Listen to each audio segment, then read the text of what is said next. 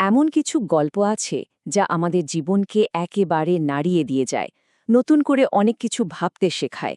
আজ আমরা ঠিক তেমনই এক পুলিশ কমিশনারের গল্প শুনব।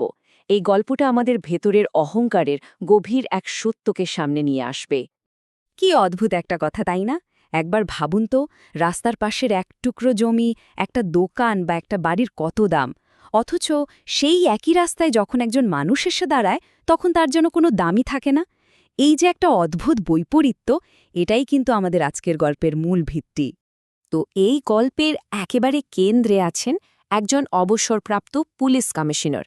একসময় ক্ষমতার একেবারে চূড়ায় ছিলেন তিনি, আর সেখান থেকে নেমে এসে এক অন্যরকম কঠিন বাস্তবতার মুখোমুখি হলেন। অবসরের পর তার জীবনটা যেন পুরোপুরি পাল্টে গেল। যে মানুষটা একসময় এত ক্ষমতাশালী ছিলেন, তিনি এখন একটা সাধারণ সোসাইটির বাসিন্দা। তার রুটিনটাও খুব সাধারণ, সকালে আর সন্ধ্যায় একা একা হাঁটা। কিন্তু যেটা বদলায়নি সেটা হলো তার মনোভাব। তিনি তখনও তার পুরনো পদের সে অহংকারটাকেই আঁকড়ে ধরেছিলেন। তার এই অহংকারটাই যেন তার আর নতুন প্রতিবেশীদের মধ্যে একটা অদৃশ্য দেয়াল তুলে দিয়েছিল। প্রথম দিকে দু একজন হয়তো কথা বলার চেষ্টা করেছিল, কিন্তু তার হাবভাব আর উদাসীনতা দেখে সবাই একসময় পিছিয়ে গেল। কেলগুক তিনি নিজের তৈরি করা জগতেই একা হয়ে গেলেন। তো এরকমই এক সন্ধ্যায় পার্কের একটা বেঞ্চে বসেছিলেন তিনি। পাশে বসা আরেকজন ভদ্রলোক, যাকে তিনি চেনেনও না। কিন্তু তাতে কি, কমিশনার সাহেব তার কাছে নিজের পুরনো দিনের ক্ষমতার গল্প শুরু করে দিলেন। কিভাবে বড় বড় নেতারা, মন্ত্রীরা তার সাথে দেখা করার জন্য লাইন দিয়ে থাকতেন, সেই সব কথা। একবারের জন্য কিন্তু তিনি পাশের লোকটার পরিচয় জানতে চাননি। আর ঠিক এই মুহূর্তেই গল্পটা একটা অসাধারণ মোড় নেয়। খুব সাধারণ একটা প্রশ্ন, কিন্তু সেটাই কমিশনার সাহেবের সমস্ত অহংকারে একটা জোর ধাক্কা দেয়। কমিশনার সাহেবের এত আত্মপ্রশংসা শুনতে শুনতে পাশের লোকটি খুব শান্তভাবে তাকে একটা প্রশ্ন করলেন, আচ্ছা, একটা বাল্ব যখন ফিউজ হয়ে যায় বা নিভে যায় তখন তার দাম কত থাকে? কমিশনার সাহেব তো বেশ আত্মবিশ্বাসের সাথেই উত্তর দিলেন, তার আর কি দাম, কোনো দামই নেই। তিনি ঘুণাক্ষরেও টের পাননি যে তিনি আসলে নিজেরই পাতা একটা ফাঁদে পা দিয়ে ফেলেছেন। তখন সেই ব্যক্তি খুব ঠান্ডা মাথায় ব্যাখ্যা করলেন, দেখুন, আমরা দুজনেই এখন ওই নিভে যাওয়া বাল্বের মতো। বাল্বটা 5 ওয়াটের ছিল নাকি 100 ওয়াটের তাতে কিছু এসে যায় না। নিভে যাওয়ার পর সব বাল্বের দামই শূন্য। এই কথাটা শোনার পর কমিশনার সাহেব রাগে প্রায় ফেটে পড়লেন। এই ছোট্ট ঘটনাটা কিন্তু গল্পের আসল শিক্ষাটা সামনে নিয়ে আসে।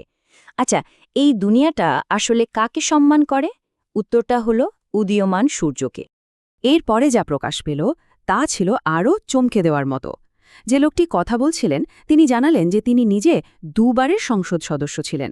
তারপর তিনি পার্কের অন্যদের দেখিয়ে বলেন, ওই যে নীল টি শার্ট পরা ভদ্রলোক, উনি রেলওয়ের প্রাক্তন জেনারেল ম্যানেজার। আর ওই যে জগিং করছেন, উনি একজন নামকরা বিজ্ঞানী। আসলে পার্কের প্রায় সবাই একসময় নিজের ক্ষেত্রে বিশাল মাপের মানুষ ছিলেন, কিন্তু কমিশনার সাহেব নিজের অহংকারের চশমা পরে থাকায় এই জগৎটা দেখতেই পাননি। ব্যাপারটা তাহলে কি দাঁড়ালো? মূল কথাটা খুব সোজা। সম্মানটা আসলে পদের, চেয়ারের, সময়ের, অর্থাৎ উদীয়মান সূর্যের। ব্যক্তির জন্য সম্মানটা কিন্তু চিরস্থায়ী নয়। ক্ষমতা চলে গেলে, চেয়ারটা খালি হয়ে গেলে সম্মানও ধীরে ধীরে ফিকে হয়ে যায়। এই একটা বাক্যই যেন পুরো সত্যিটাকে তুলে ধরে। দুনিয়ার নিয়ম এটাই, সবাই উদীয়মান সূর্যকেই স্যালিউট করে। অস্তগামী সূর্যকে কেউ মনে রাখে না। ক্ষমতা আর পদের সাথে সম্মানটা জড়িয়ে থাকে, ব্যক্তির সাথে নয়। তাহলে এই সব কিছুর পরে জীবনের চূড়ান্ত সত্যটা কি? গল্পটা আমাদের সেই শেষ সার্টিফিকেটের কথা মনে করিয়ে দেয়, যা থেকে কারো নিস্তার নেই। আমরা সারাটা জীবন কত কি সংগ্রহ করি, মেডেল, পুরস্কার, অ্যাওয়ার্ড, প্রশংসা, কিন্তু জীবনের একেবারে শেষে এই সমস্ত অর্জন এসে মাত্র একটাই কাগজে পরিণত হয়। এটাই সেই কঠিন আর নির্মম সত্যি। জীবনের শেষে সবাইকেই একটা সার্টিফিকেটই পেতে হয়, আর সেটা হলো ডেথ সার্টিফিকেট। সমস্ত অর্জন, সমস্ত অহংকার, সমস্ত ক্ষমতা, সবকিছুই এখানেই শেষ। তাহলে একটা প্রশ্ন থেকেই যায়, তাই না? সেই শেষ সার্টিফিকেটটা পাওয়ার আগে এই সব পদমর্যাদা, ক্ষমতা আর অহংকারের বাইরে গিয়ে একটা ভালো মানুষ হিসেবে উন্নত জীবনযাপন করাটাই কি আসল পুরস্কার নয়? ব্যাপারটা কিন্তু ভাবার মতো।